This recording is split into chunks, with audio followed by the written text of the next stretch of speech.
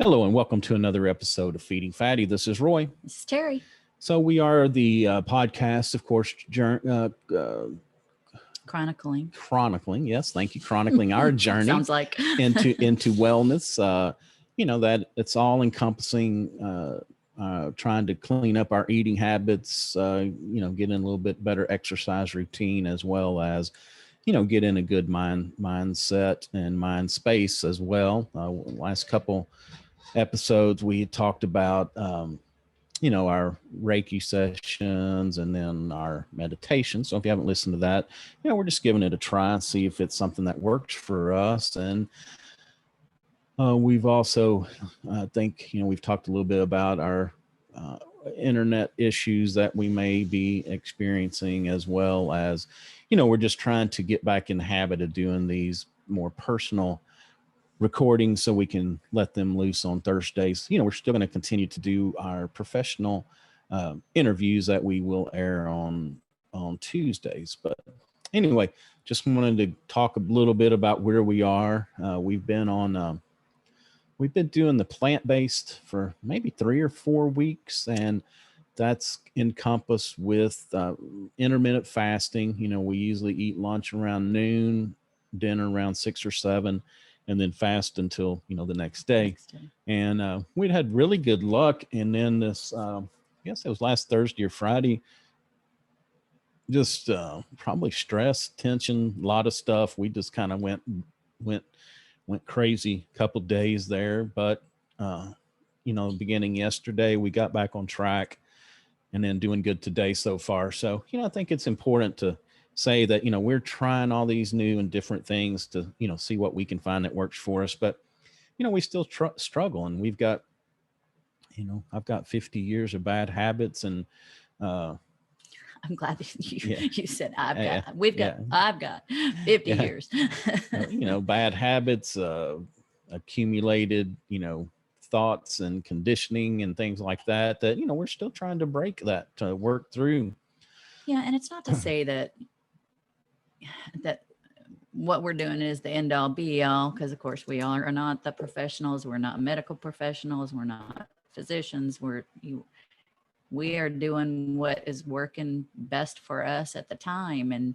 And we just felt like with plant-based eating, it would help with so many different issues, as far as, taking medications and, using different spices and herbs and foods to address certain situations.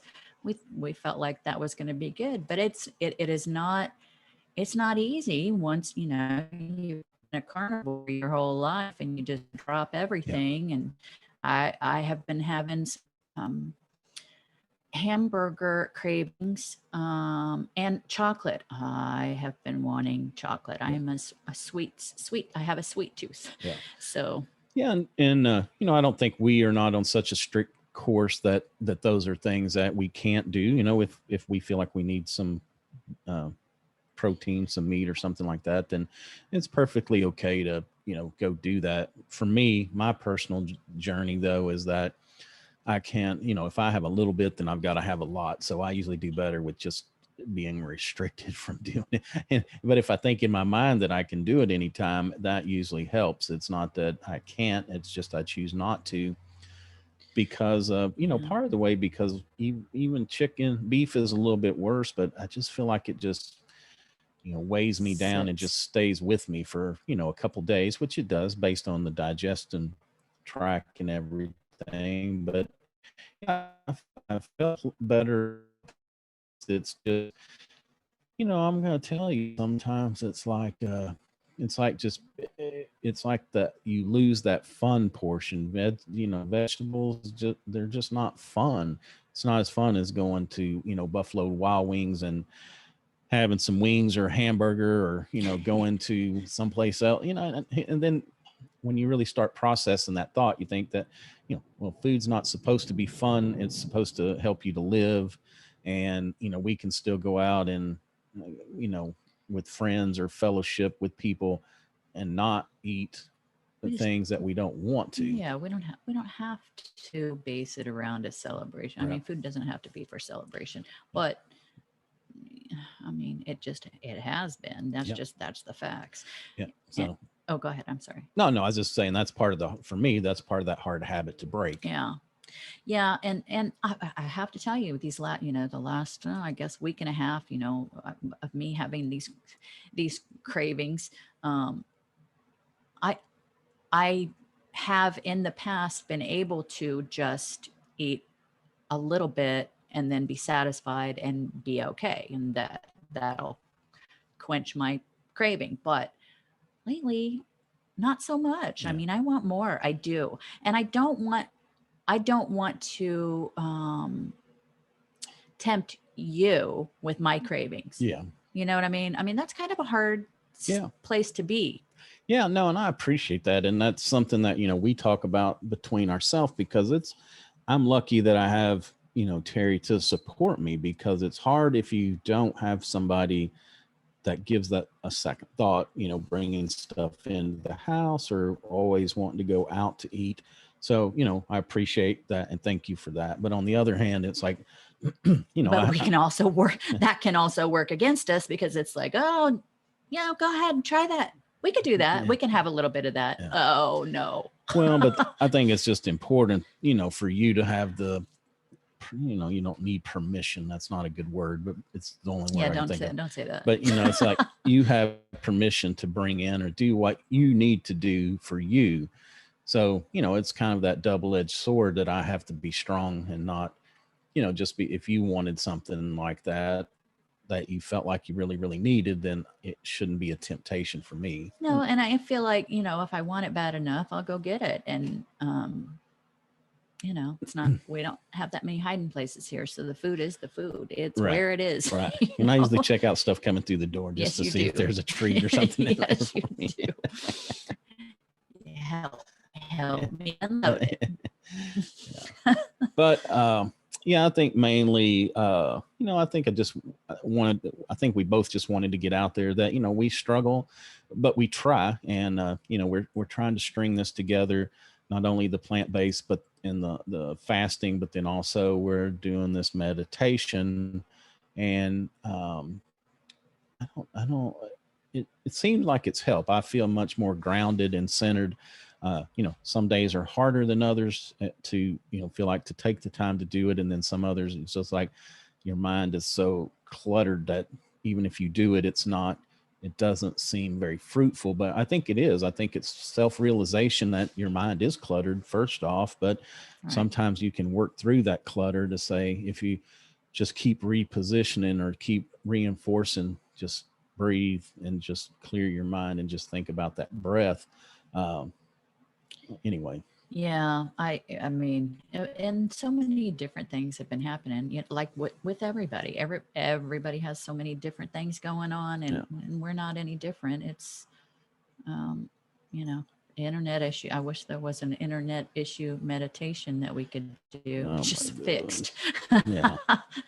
That would be nice. Yeah. And that's, we've had a lot of I feel like I've had a lot of added stress, because not only, we've had to bump and reschedule a couple of weeks of tapings first off, but, then just processing what we do have, it's a nightmare, which, lately we've been going to a couple local restaurants, which it's hard to, be in there and not want to eat all the good stuff. That's what I was going to say. That right there is our internet meditation. We go there, siphon their internet, and then we have to eat the kitchen sink cookie. Yeah. So Panera, I don't know, Pandora's box. Panera has been kind of our go-to, because they do have some, healthy plant-based options.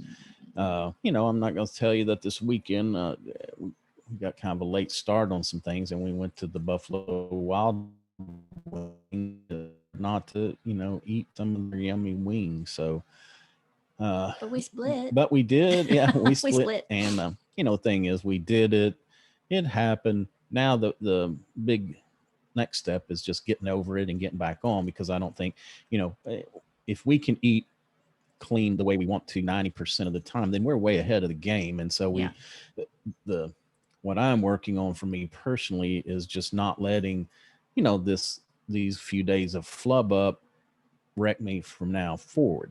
If I can get back on and do another 3 or 4 weeks and then have a couple days, I don't think there'd be anything wrong with that, because it doesn't have to be all or nothing.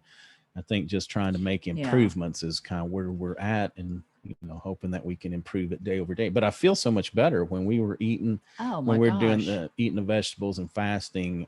It's just amazing how different you feel. And then when you go eat, and we ate late, so then you come home and like, And I then the feel, next morning, I mean, it's just like having a huge hangover. yeah, It's like, that's what I'm exactly. thinking of today. Today is May 1st. May 1st, May 5th is Cinco de Mayo. I've been thinking about a margarita all day, but I'm going to power through. Yes, it would be nice. Oh my gosh. And then, we'd have to throw in the chips and salsa and Mexican food that goes along with it. Exactly. Yeah. And that's, I will say that is one of our downfalls is, when we get in the cycle of, it's just, well, let's just do one more time, but we can always find that one more time. I mean, let's turn Saturday. Okay. Let's turn Saturday into the weekend. Yeah. And then wait, all right, well, it's Monday and we've already gone through half the day and we're already messed up. So we might as well just carry on and it'll be a week. Yeah. Maybe. Yeah. I mean, we haven't done that long yet, but it's coming. Yeah. All right. Well, anything else before we go? No, I need to go meditate on my margarita. Okay. Yeah. Get that out of your mind. I got to get it out. Yeah. All right. Well, you can find us, of course, at www.feedingfatty.com. We're on all the major social media networks as well. We do hang out over on Instagram quite a bit. You can also find this recording on our YouTube channel once this episode goes live.